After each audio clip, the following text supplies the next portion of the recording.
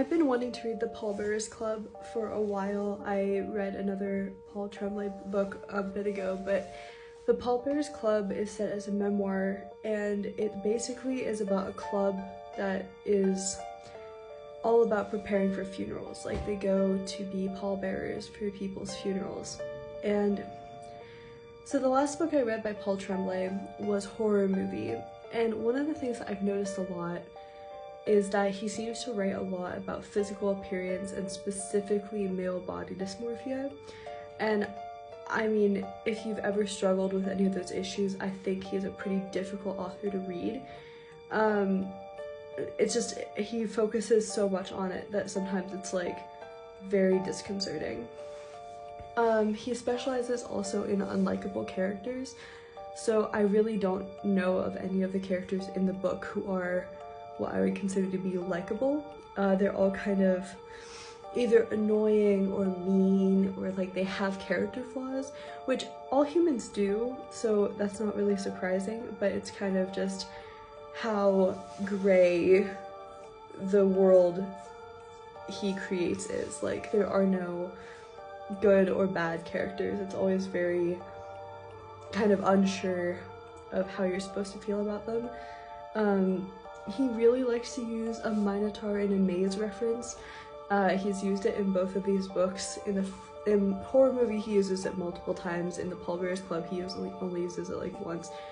But it's just kind of, it's strange that it comes up more than once in his books. The book is set up as a dialogue between an author and his editor. And it's kind of unclear of like what their dynamic is, but it gets sorted out as the book continues. You're kind of starting to see the narrator as a real monster, but like also not. Like, it's the same as in a Horror Movie, where like you're not sure if the main character is a monster or not, if there are monsters, if it's just a monster as a kind of societal commentary, all of that. The form of the book is like the creation of a new artwork, like the book Horror Movie was, but in a novel memoir form. To me, this book was very nostalgic because I know the area in which this book takes place. It takes place on the East Coast, specifically in the Boston area, and I love that area. So it was really, really, really, really nostalgic for me, and so it was instantly fun to kind of see the streets that they're walking down in my head. I love the parallels that are drawn in the book, and the reality of medical body horror and the fictionalized supernatural horror, and how those two elements kind of commingled. And also there's a line in the book that says that we as readers are all pallbearers of the books the authors write. Like, after authors' deaths, we are the ones that basically are coming to their funeral and carrying their coffin as we read the books that they've created. And I just really thought that was like a really beautiful concept.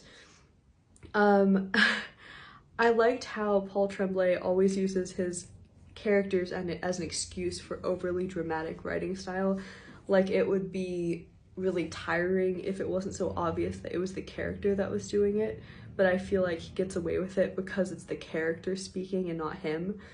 And then also, it's not what I would consider to be a horror novel. I'd say it's more of like a fictionalized magical realism mock memoir, where psychological damage, medical horror, and drug use are the primary issues. I'd recommend reading it. It wasn't my favorite horror book of all time, but I think it was a very unique book, and I'm definitely glad I read it. I like a lot of the nuance and open-ended questions that are left by the end of the book.